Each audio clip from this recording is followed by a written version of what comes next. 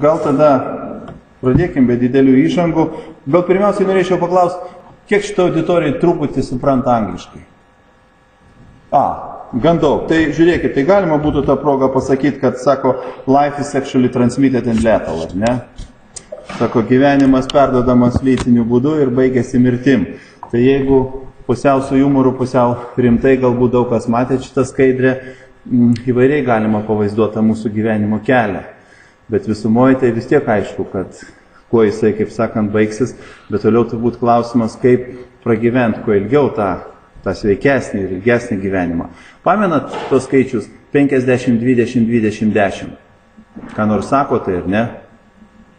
Ar nieko nesako? Nuo ko priklauso, ar ne? Nuo ko priklauso mūsų sveikata? Elementaru. Bet mes dažniausiai galbūt vis kaltinam kažkur ar žiūrim į mediciną daugiau, o jeigu vaizdžiai šnekant, tai arba sergamumas, arba mirštamumas, tai ten, kur jau nukrito nuo to gyvenimo tilto, kaip sakant. Bet turbūt svarbiausia, kad būtų įvertinti, o kaip mes einam tam gyvenimo kely dar netgi negimę ir paskui jau būdami mažučiais. Na ir čia norėčiau iš karto priminti, ką puikiai žinot, kad kas yra infekcinės ligos, kas jas sukelia, taip. Toliau dvi svarbios savybės. Viena tai yra užkrečiamumas, užtat ir vadinam užkrečiamom lygom, arba limfomom lygom, ar komunikabiliom lygom, kaip kas pavadinsim, ar ne. Na ir toliau atsparumas, imunitetas, kuris susiformuoja, jeigu jau persirgom, kai kuriom lygom persirgę, paskui nebesirgsim, kai kuriais atvejais tą atsparumą gali suformuoti imunitetas. Na ir kalbant apie imunitetą, labai svarbu taip vadinama savoka kolektyvinis imunitetas, kuomet daug tokių žmonių yra kolektyve. Ir ypač jeigu kalbėsim apie darželį, apie vaikučius. Tuomet ir tie, kurie galbūt neturės pilno imuniteto susiformavusio arba nebus skiepyti, aplink visi bus paskiepyti, jie taip pat bus saugus. Na ir iš čia Pasaulio sveikatos organizacija ir terminą netgi, aišku, jau seniai pasiūlė vakcino profilaktikos priemonėm valdomos infekcijos. Kita savybė bendra visom infekcijom lygom yra taip vadinamas slaptasis periodas. Tam tikrą laiką žmogus jau turi sukėlėją, bet jisai dar nepasireiškia. Tai gali priklausyti nuo daugelio dalykų, nuo sukėlėjo kiekio, nuo patekimo vietos, šeimininko imuninės reakcijos. Ir visi šitie veiksniai bus tarpusavį susiję, užtat vieni greičiau susirgsim, kiti netaip greit susirgsim. Kitas dalykas, visos užkrečiamos lygos turi lygos spektrą, susidedantį iš, čia parodyti. Gerai matys, ar ne? Užsikrėtimo, simptomų, mirties. Vėlgi, vienu atveju bus mirtis, kitu atveju nebus. Vienu atveju simptomai bus ryškesni, kitu atveju mažiau ryškus. Na ir čia noriu pasakyti, kad užkrečiamų lygų yra į centro website vulats.lt. Rasite tikrai daug medžiagos apie vairias užkrečiamas lygas. Ir jeigu kas dar ten nesat buvę, pamatau, kai kas užsirašinėt website, reiškia, jūs nesat jame buvę, reiškia, nesat užsiprenumeravę mūsų naujienų, kas siūlau tikrai padaryti. Tai nieko nekainuoja. Ir į savaitę po kelis kartus gausite elektroninį paštą, tuomet, kuriame bus parašyta, kad mūsų tinklapyje atsirado kažkokia nauja žinutė. Ir jeigu jūs tai sudomins, jūs atsidarysit, perskaitysit, ne, ištrinsit. Na, jeigu atsibos iš vis tos žinutės, lygiai taip pat galėsit suvesti vėl savo elektroninio pašto adresą ir atsisakyti šitų žinučių, kad daugiau jų negautumėte. Bet jeigu apie kažkokią tai lygą, užkrečiamą lygą, tik tai pas mus tinklapyje, norėsit daugiau informacijos, tai vienas iš būdų suras labai paprastai, nueisit į skiltį, kur kalbam apie atskiras užkrečiamas lygas, netgi pagal alfabetą įvesit lygos pavadinimą ir rasit visą informaciją lietuvių kalba, na tikėsimės jums suprantamai ir panašiai. Kai ko trūks, norėsit kažko daugiau, mielai mums parašykit, pasistengsim atitinkamai tobulinti šitą veiklos barą. Taigi, eikim toliau. Lietuvos gyventojų sergamumas užkrečiamom lygom. Na, kaip matot, kasmet nuo 10 iki 20% nuo visų Lietuvoje registruotų susirgimų, susirgusių žmonių, vienas žmogus gali sirgti 4 kartus per metus, reiškia kelis kartus jis pateks į tą statistiką.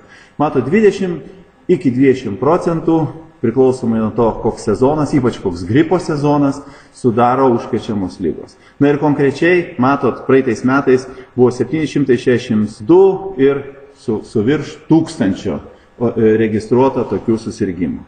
Na ir aišku, kad ne visi susirgymai patenka į statistiką, ne tik užkrečiamų lygų, apskritai ir kitų lygų. Aišku, kad ne visi, 100% mes niekada nepasakysim, kiek yra sergančių viena ar kita lyga. Kalbam apie diagnozuotus tik tai, ar ne?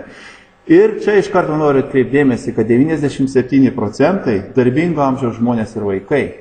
Tik tai 3% sudaro garbingi pensininkai, kurie, mažiau, sakykime, taip dalyvauja arba nebedalyvauja darbo rinkoje.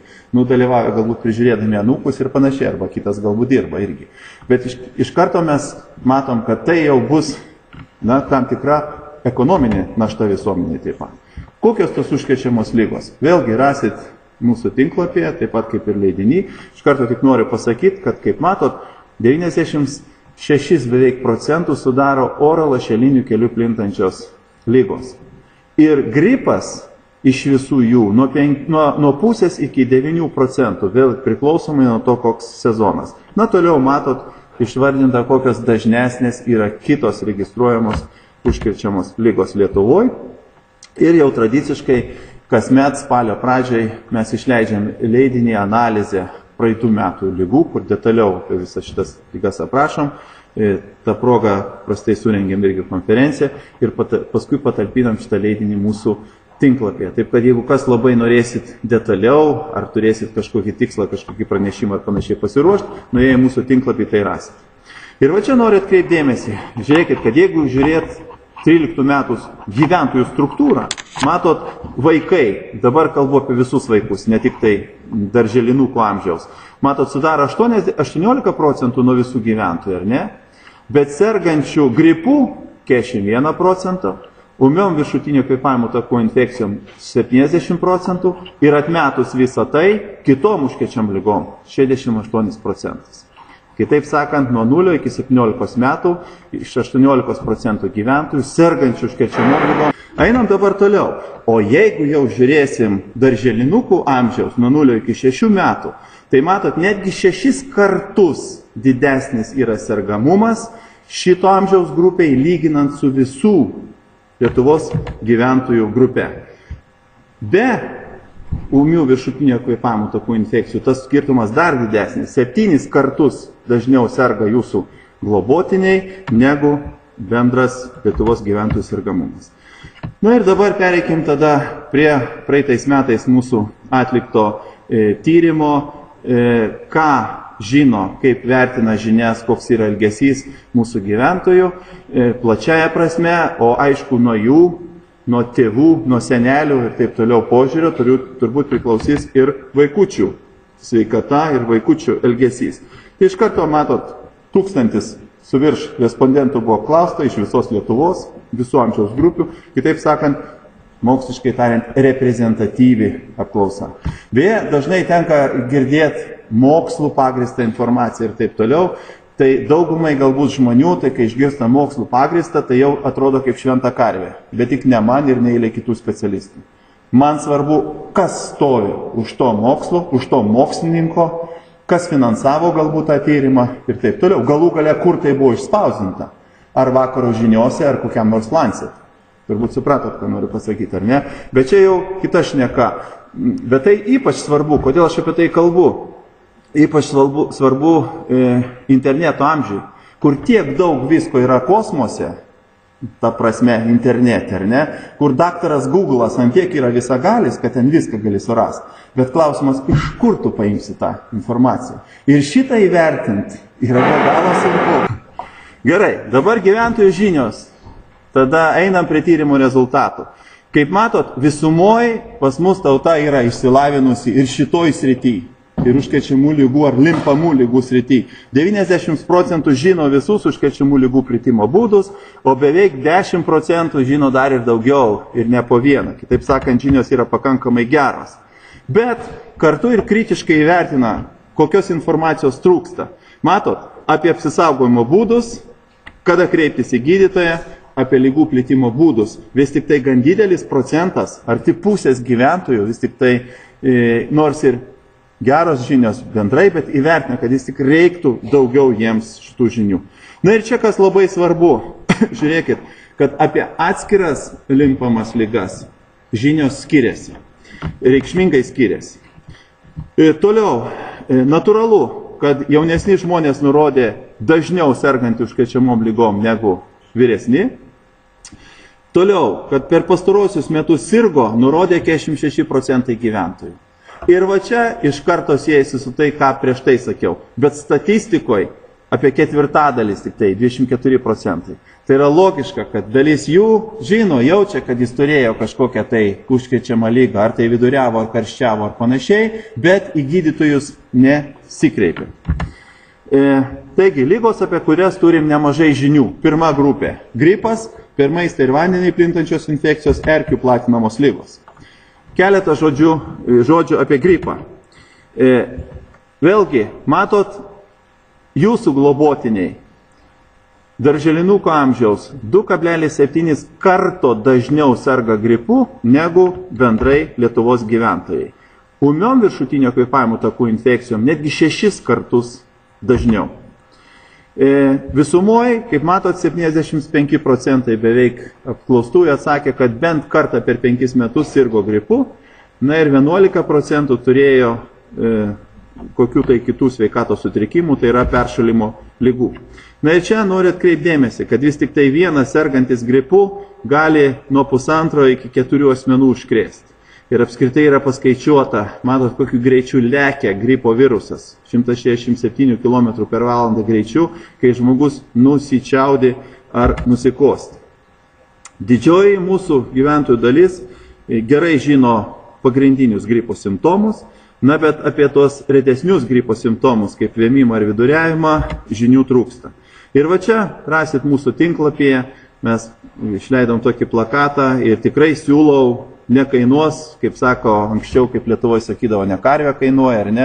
Nekainuos karvė, norint atsispausdinti šitą plakatą, surasit galbūt galimybę ir pasikabinti pas save, kad atskirt vis tik tai iš karto, kuo skiriasi gripas nuo peršalimo. Žiūrėkit, simptomų pradžia, gripas paprastai prasideda staiga. Ne peršalimas, galbūt simptomai atsiranda palaipsniui.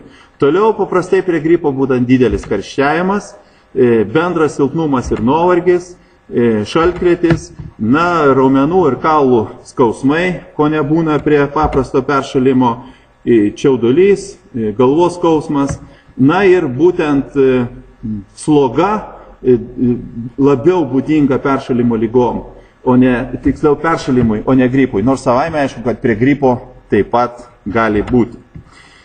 Na ir vėlgi reikia atkreipdėmėsi, kad jau žinot, kokiu greičiu plinta gripo virusas, ir nusėda tos dalelės ant seilių dalelės su gripo virusu ant įvairių paviršių.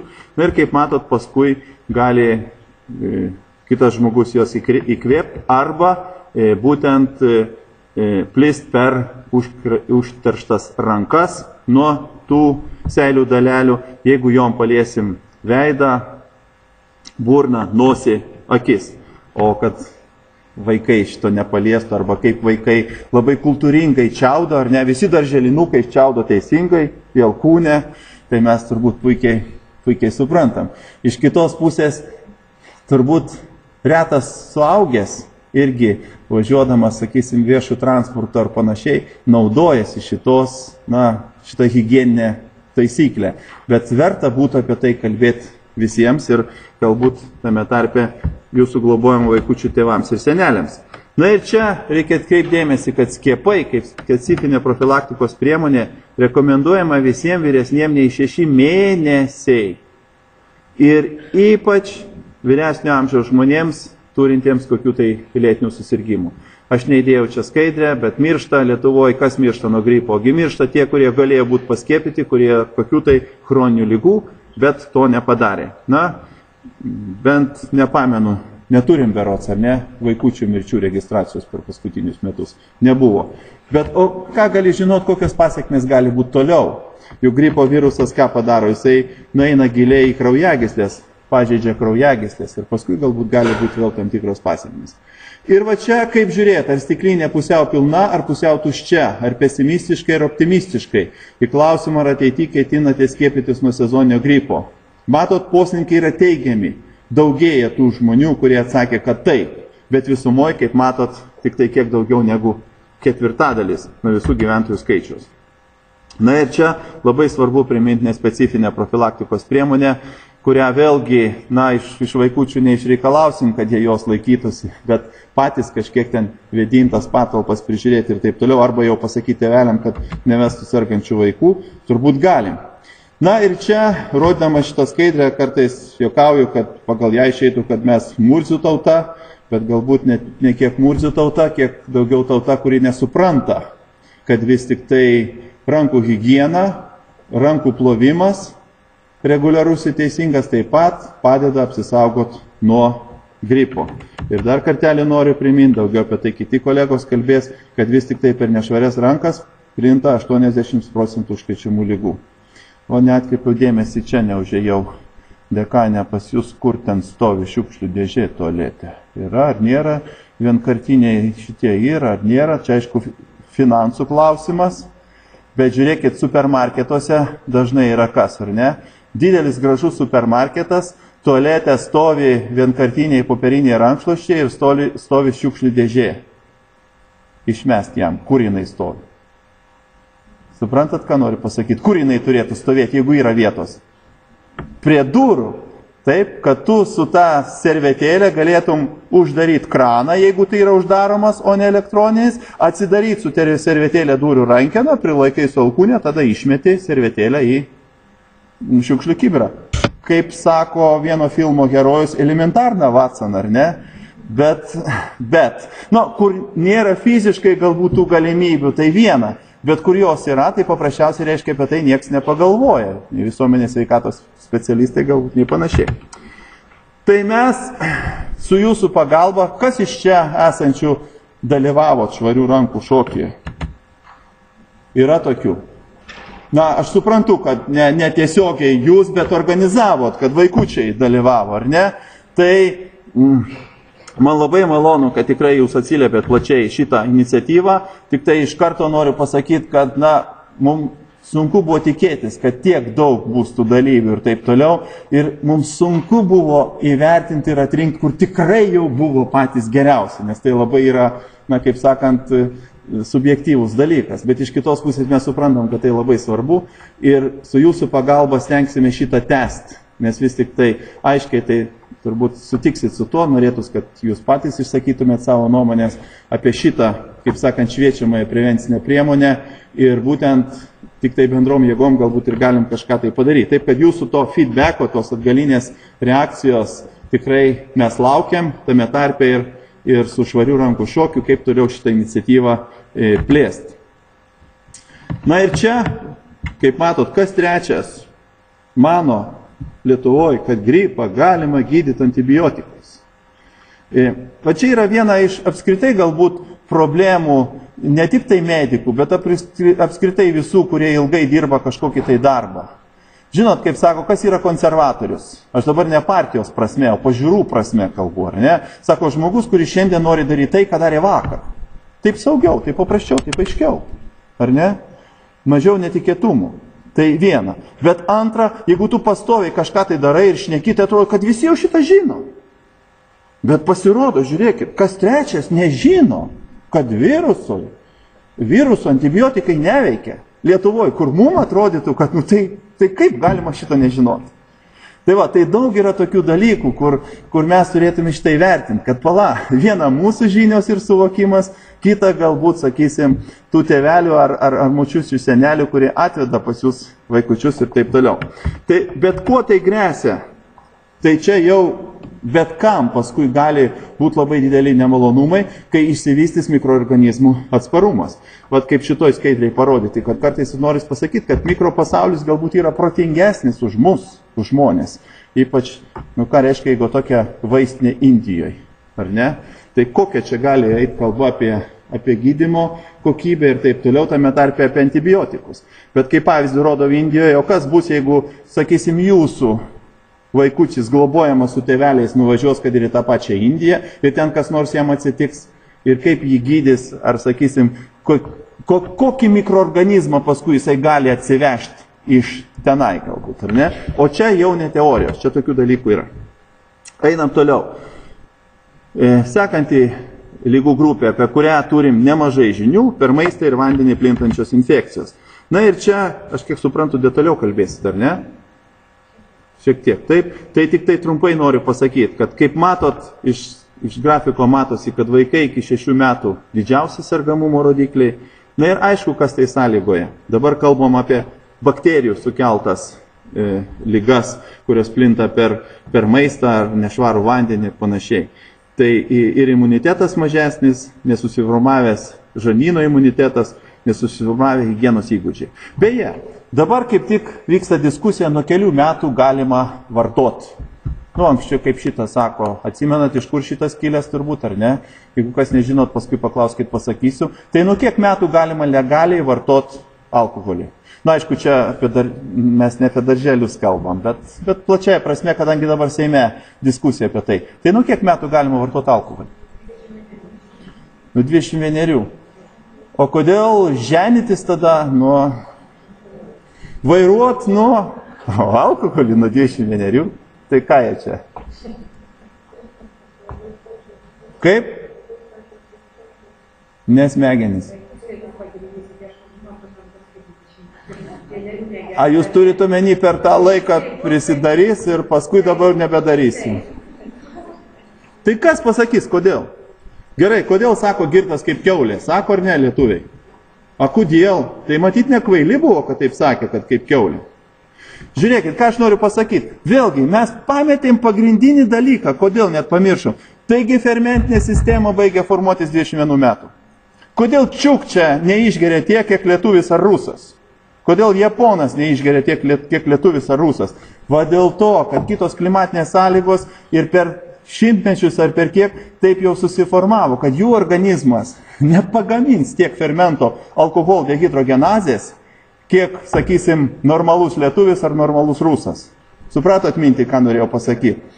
Tai čia ir būtų esmė, kad paaiškint, kad mes tave perspėjam. Kitas klausimas, kad tu galbūt jau gali kurti šeimą, vairuoti ir taip toliau. Bet yra tam tikri dalykai. Tai va taip pat grįžkim prie šito. Tai žarnynas irgi vaikučių dar neturi tų savybių, kaip sakant, vyresnio amžiaus žmonės. Aš nenoriu jau sakyti, kodėl taip gaunasi, kad kai į Balį važiuoja vyras ir žmona, ten valgo ir taip toliau, grįžta namo, žmona serga, vyras ne. Tai aišku, ką vartoja, ko nenaudoja, ar ne, čia jau kitas klausimas. Dabar toliau tada, jeigu kalbėsim apie virusinės žarnyno infekcijas, vėlgi idėja ta pati bus. Vėlgi daugiau serga, matot, kur kas daugiau serga, netgi vaikai iki 6 metų amžiaus. Kalbant apie apklausą, vėlgi, matot, beveik 7% gyventojų nurodė, kad turėjo kažkokią žarnyno infekciją, beveik 16% nurodė, kad turėjo kitus sveikatos sutrikimus. Paskutinė liga, apie kurią turim nemažai žinių, erkių platinamos lygos. Aš tik tai vienu sakiniu noriu pasakyti, kad vis tik tai žinios yra neblogos, bet apie tai, kad galima užsikrėsti per, sakysim, pieną, vis tik tai daugiau kaip ketvirtadalis nežino. Ir čia vis tik tai svarbu atkreipdėmėsi į tai, kad endeminė, tai yra pavojinga zona, matot, parodyta, čia buvo kurioje vietoje. Lietuva kaip tik į tą papuola, o endeminį laikoma tada Pasaulio sveikatos organizacijos, kai registruojami daugiau negu 5 atvejai 100 000 gyventojų, o kaip matot, Utenos rajone apskrity 23, Alytaus, tai yra, sumaišiau skaičius, matot ar ne, kiek kartų viršijam tą lygį, kur jau sako, kad yra pavojus. Tai čia grįžkim prie vaikučių tada, ir jeigu klaustot, jeigu yra, kad gyvena tokiuose teritorijose, ar miškuose, ar dabar nuo savo rajonų kažkur ten regionuose ir taip toliau, kur erkių tikrai daug ir labai didelė tikimybė, kad vaikutė įkas, tai vis tik tai aiškiai, kad reiktų turėti aiškę nuostatą, kad galbūt verta pasiskiepyti. Kol kas tai nėra kompensuojama ligonių kasų biudžeto. Na, jau nekalbant apie tai, kad kiek daug yra tokių būtent. Ir ko gero, kolegė patikslins, bet man atrodo, pagal erkių platinamų lygų skaičių galim pasakyti, kokie metai buvo. Grybingi ar ogingi ar ne. Tai yra daug žmonių lankėsi miškuose ar ne. Iš kitos pusės, kaip sako viena kolegė profesorė iš Kauno, kokios yra pasiekmes. O pasiekmes tokios yra, kad kasmet mes turim po autobusą žmonių, kuriems sunku įlipti į autobusą. Tai yra liekamieji reiškiniai po erkinio encefalito. Toliau lygos, apie kurias turim vidutinį kiekį žinių. Lytinių kelių plintančios infekcijos ir tuberkuliozė. Gal apie lytinių kelių plintančias infekcijas, kaip sakant, darželinukų amžiai nekalbėsim, tiek to paliksim kitai konferencijai. Apie tuberkuliozę norėčiau pasakyti, kad vis tik tai, matot, dauguma, absoliuti dauguma turi neblogas žinias. Tame tarpe, kaip galima užsikrėsti, žino, kad oro lašeliniu keliu. Bet čia noriu kreipdėmėsi į tai, kad vis tik tai paplitimas yra gan didelis pasaulyje. Iš čia mūsų sėdinčių kas trečias mes turim tuberkuliozę. Bet mūsų imuninė sistema su to susitvarko ir viskas tvarkoja, mes nesergam. Bet problema yra ta, kad tie, kurie turi tą atvirą tuberkuliozės arba plaučių tuberkuliozės formą, arba kaip liaudėje sakoma, džiova, tai reikia, kad mes 70% nemažiau diagnozuotume ir 85% nemažiau išgydytume. Tada lyga toliau neplis. Deja, pas mus šito nepavyksta padaryti. Ir suapvalintai šnekant, kasmet diagnozuojam virš 1000 žmonių naujų sergančių tuberkuliozę ir virš 100 vaikų. Dabar aš neišskiriu darželinukų amžiaus ar ne. Bet iš ko užsikrečia tie vaikai? Būtent nuo suaugusių, nuo savo šeimos narių. Ir jeigu jūs pravažiuosit kartu, sakysim, troleibuse su sergančiu atvirą tuberkuliozę žmogum, tai greičiausiai, kad nieko neatsitiks. Bet jeigu jūs sėdėsit vienam kabinete su tokiu žmogum, arba vienoj klasiai, arba vienoj darželio grupiai, va tada tikimybė susirgti yra labai ir labai didelė. Na ir lygos, apie kurias turi mažai žinių. Hepatitai ir tymai. Kalbant apie hepatitus, galbūt ir galima būtų tada užduoti šitoje auditorijai klausimą. Ne jūsų globotinis, bet jūsų, sakysim, vaikas ar anūkas, kuriam jau yra, kur tai, sakysim, 16, 15 ar 18 ar kiek metų, jeigu susirgo hepatitu A, B arba C, ką reiškia ne tai padarė, kad susirgo? Kaip plinta šitie hepatitų virusai? Ar pamenat ir žinot?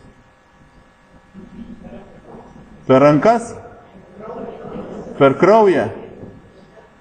Tai kaip iš tikrųjų? Ar kuris kaip? Teisingai sakot, bet netempiant į vatą, reikia pasakyti, kad jeigu hepatitas A, va čia gali būti ir darželėje, gali būti ir kalbant apie tas keliones, jeigu kitur išvažiuos kur. Tai yra sergančio žmogaus, su sergančio žmogaus išmatom tik tai išsiskiria šitas virusas ir tada tik tai galima išsikrėsti. Grubiai šnekant, reiškia, turim suvalgyti svetimo žmogaus sergančio aišku ką, ar ne? Kaip suvalgyti? Tai ar užterštos rankos bus, kad ir iš to paties troleibuso, ar užterštas, sakysim, pienas, ar vanduo, ar panašiai. Ir kai kuriuose teritorijose labai plačiai paplitus yra šita liga. Ir ten važiuojant, reiktų pagalvoti, galbūt būtinai reikia pasiskiepyti. Hepatitas B pagrindė lytinis kelias, hepatitas C kraujo kelias. Nuo hepatito B taip pat yra skiepai, kaip žinia.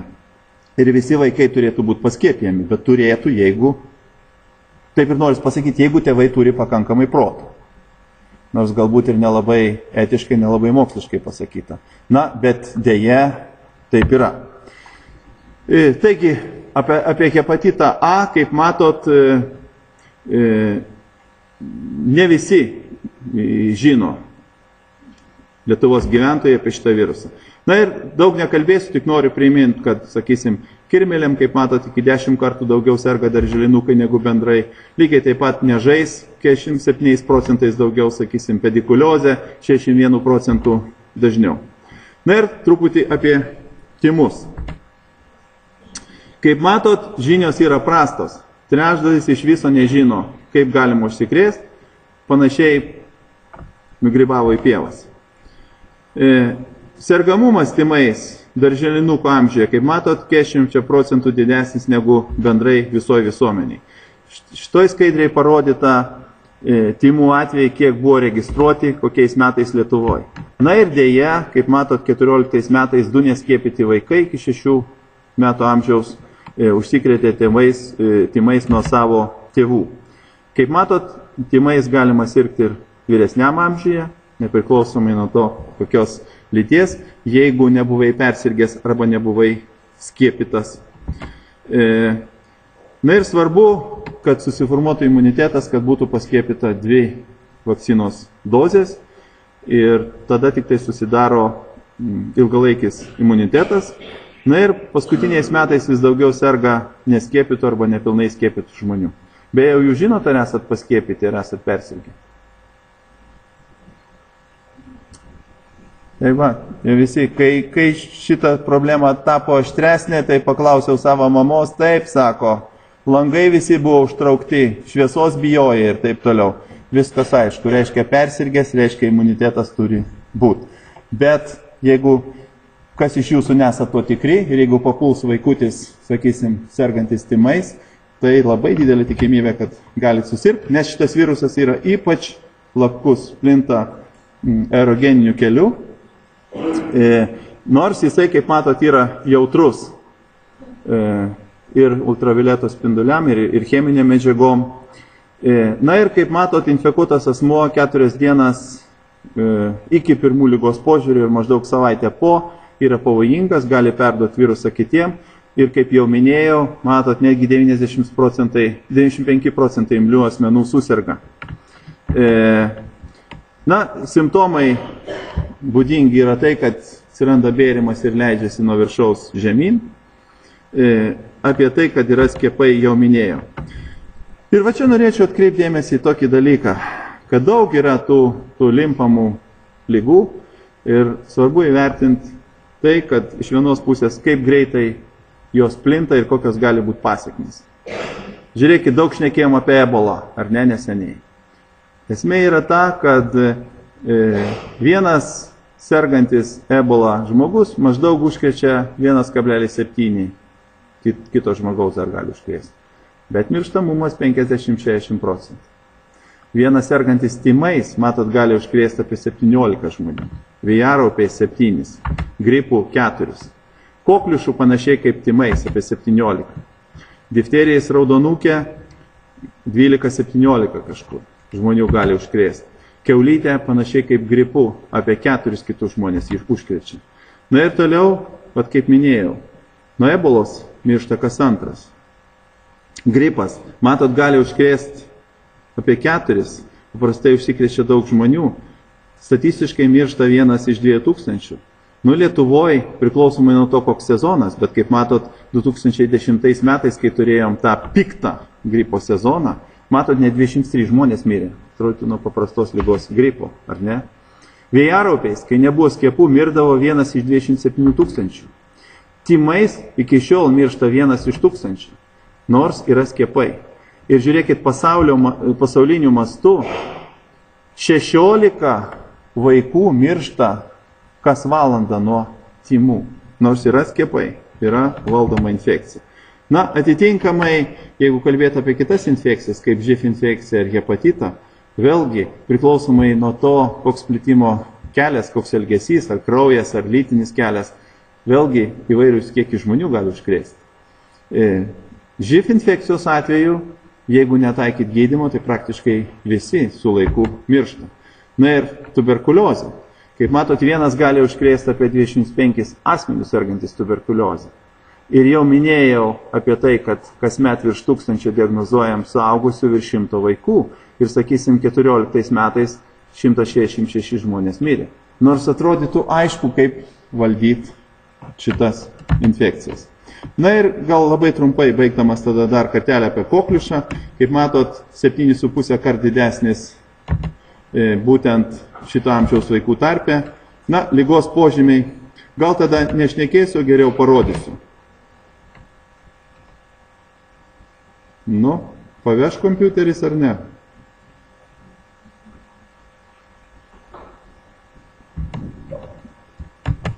Nepaveža. Kaip matėt, ne tą. Ten buvo kokliušo priepuolis. Kaip surasti jį? Elementaru. Nueikit į viską žinantį daktarą Google, įveskit pertusis, kafdą gal dadėkit dar, jeigu neišmes kusulys, eikit į picture, kur yra, arba video pertusis uždėsit, ar dar kaip, aš pats taip suradau, neatsimenu jau kaip, bet kažkaip taip. Tikrai surasit. Ir pamatysit, kaip įspūdingai atrodo, ką reiškia, kai vaikučių užeina kokliušo priepuolis. Ir manau, kad verta tai parodyti tiem tėvam, kurie abejoja, ar skiepyt vaiką nuo kokliušo, ar ne. Na ir kaip jau minėjau, mirė neskiepytas kūdikis 12 metais ir šiais metais taip pat mirė 6 mėnesių kūdikis. Buvo neskiepyti. Ką čia be pasakys? Vėjaropiai, vėlgi 10 kart didesnis sergamumas, na, gal tada trumpinu, tai pavargsit labai. Meningitas, taip pat, kaip matot, serga dažniau. Ir va čia, kalbant apie meningokokinę infekciją, reikia pasakyti, kad vis tik tai čia labai svarbu nepražiopsoti. Na ir jeigu yra įtarimas, kad šaltkrėtis, kažkoks vėmimas, temperatūra, nelauk netgi kol atsiras bėrimai. Nes kai jau atsirado bėrimai, gali būti taip, kad gali įsivysti žaibišką formą ir tada jau jokia medicina nebepadės. O paskui vėl bus spaudoje, vėl kaltinami medikai, kad, sakysim, ten pražiopsojo, nesijėmė, kažko nepadarė ir taip toliau. Tai dar kartelį noriu atkreipdėmėsi, kad vis tik tai vaikam tie paprasti požymiai, kaip pykinimas, galvos skausmas, karščiavimas, vėmimas, viduriavimas, gali būti labai rimtos ligos pirmi simptomai. Na ir kaip matot, 5 mirties atvejai nuo meningokokinės infekcijos buvo praeitais metais ir 4 iš jų būtent mūsų šnekamos amžiaus grupės vaikų tarpe. 14. Šiais metais taip pat 3 mirties atvejai. Ir visi buvo neskiepyti arba imunizacijos būklė neaiški. Reziumuojam, dar 5 minutės liko, ar ne? Apibendrinančios išvados dėl gyventojų apklausos būtų tokios, kad vis tik tai žinios mūsų visumoje tautos yra geros, bet yra daug spragų. Ir 2 iš 3 išreiškia, kad nori daugiau žinių apie užkrečiamas ligas. Kur ieško žinių? Vis tik tai net ir vyresnio amžiaus žmonės internete taip pat ieško žinių. Tik aišku, kad vyresnio amžiaus žmonėms radijas, televizija taip pat yra svarbus šaltinis, jaunimui jau nebe taip. Bet problema yra ta, kad dažnai gauna informacijos iš šeimos, čia būtų gerai, bet pasitikė labai. Ir nėra linkę kritiškai vertinti informacijos. Nu, jeigu kaiminka sakė, jeigu kaiminkai tas vaikas, taip sakant, pasveiko ar susirgo dėl to ar to ir taip toliau, tai kartais tai būna labai patikimas, kabutės reiktų įdėti ar ne, informacijos šaltinis. Na ir blogai tai, kad daugiau nei pusė, sakysim, teigia, kad šeimos gydytojai nėra siūlę skiepytis. Šeimos gydytojai irgi yra ta pati visuomenės dalis. Vieniem trūksta elementarių žinių, kai kuriuose srityse, aš nekalbu, kad apskritai apie mediciną nieko nenutokia, gink Dieve, bet kai kalbėsim apie, sakysim, imunitetą, apie užkrečiamas ligas ir panašiai, paprasčiausiai yra galbūt tam tikros spragos. Tai viena. Antra, šeimos gydytojai irgi lygiai taip pat žmonės ir kartais pasiduoda tėvų spaudimui. Dėl viso pikto. Tame tarpe kalbant apie antibiotikus. Dėl viso pikto galbūt tada skiria vaikučiui antibiotikų, kad, sakysim, nebūtų komplikacijų ar panašiai, arba tėvai spaudžia. Na ir kaip mato, daugiau nei pusė sutinka, kad skiepai apsaugo nuo infekcijų, bet maždaug 5% vis tik tai daug mano, kad ne. Na ir nuo kokių išvardintų ligų yra skiepai, kaip matot, irgi prastos žinios, kad 5 nežino, sakysim, galima ar neskiepyti susirgus. Kaip matot, procentas parodyta atsakiusių teisingai apie atskiras ligas. Vėl matot, kaip skiriasi žinios apie tai, yra skiepai ar nėra. Toliau, kodėl kai kurie atsisako skiepyti savo vaikus. Ir čia problema yra ta, kokio čia amžiaus, 30-44 metų amžiaus žmonės, matot, mano, kad kūdikių imuninė sistema yra per silpna skiepytis. kas yra visiška nesąmonė. Taip. Dabar vakcinos gali sukelti ligas. Matot, vėl to paties amžiaus, daugiau negu pusė žmonių taip mano. 15-29 metų, kur didžiausia tikimybė, kad gimdys vaikus, ar ne? Matot, vėlgi didelė dalis taip pat mano. Ar skiepijat, ar ketinat skiepyti savo vaiką? Matot, 44% atsako, kad ne. Vis tik tai tikrai kelia didelį susirūpinimą. Tos antivakcininės nuotaikos nepagristos. Ir čia noris priminti tą, ką jau buvau užsiminęs, o kokiais moksliniais šaltiniais mes remiamės. Ir dėja dažnai būna taip, kad tam tikra dalis žmonių, anot psichologų, apie 5%, kaip sako, niekaip nepramuši. Nieko jam neišaiškinsi. Ir su tais, ko gero, mes nieko ir nepadarysim. Bet svarbu, kad yra dar kita dalis.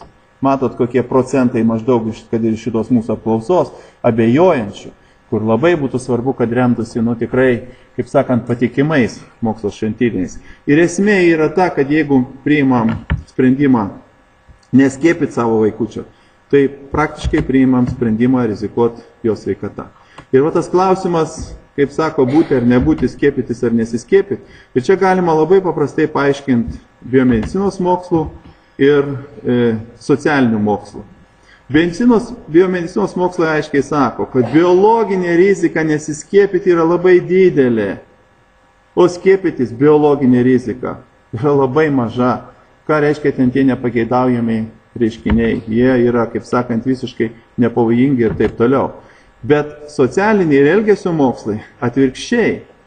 Emocinė rizika skiepytis, prisimti riziką savo, reiškia sprendimą savo, yra daug didesnė negu, nieko nedarysiu. Ir va čia ta tėvų baimė, kad būsiu atsakingas, jeigu kas nors atsitiks, bet nesuvokia, kad priešingų atveju tai taip pat būsi atsakingas. Ir žiūrėkit, kas atsitinka, jeigu analizuosim vakcinom valdomom užkrečiamom lygom mūsų sergamumą paskutiniais metais, mes matom, kad daugėja tų, kurie būtent anksčiau nesirgdavo, apie kokliušą jau minėjau, matot, kaip auga susirgimų kokliušų. Ir matom, kiek yra nepaskiepytų vaikų, apie 20 000. Jeigu pas jūs papuls jūsų darželį neskiepytas kokliušų, tai aišku, kad jisai susirgs, jeigu atsiras ten sergantis vaikas.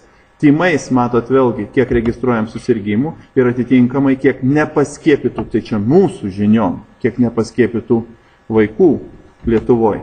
Taip, dalis galbūt išvažiavo kur nors į Airiją ir panašiai, bet tai ten į darželį nepapuls, jeigu neatveši Lietuvą ir nepaskiepys jo. Ir atitinkamai kitom infekcijom. Ir baigdamas noriu pasakyti, kad aišku mes norėtume tobulų skiepų, kad būtų 100% veiksmingi, imunitetas visam gyvenimui, viena dozė, jokio šalutinio poveikio, ir aišku nemokami. Bet pirmiausiai turėtume suvokti, kad reikia tikėti ne skiepais, o tikėti, kad lygos tikrai pavojingos. O apie tai ne tik tai, kad visuomenė, bet dalis ir medikų paprasčiausiai pamiršo. Ir kaip jau buvau sakęs tą pačią mintį, kad kai kam atrodo, kad kiek galima apie tos pačius dalykus vis šnekėti ir šnekėti, o kai kurie paprasčiausiai su to nesusidūrė ir galvoja, kad tokių ligų nebėra. Dėkui.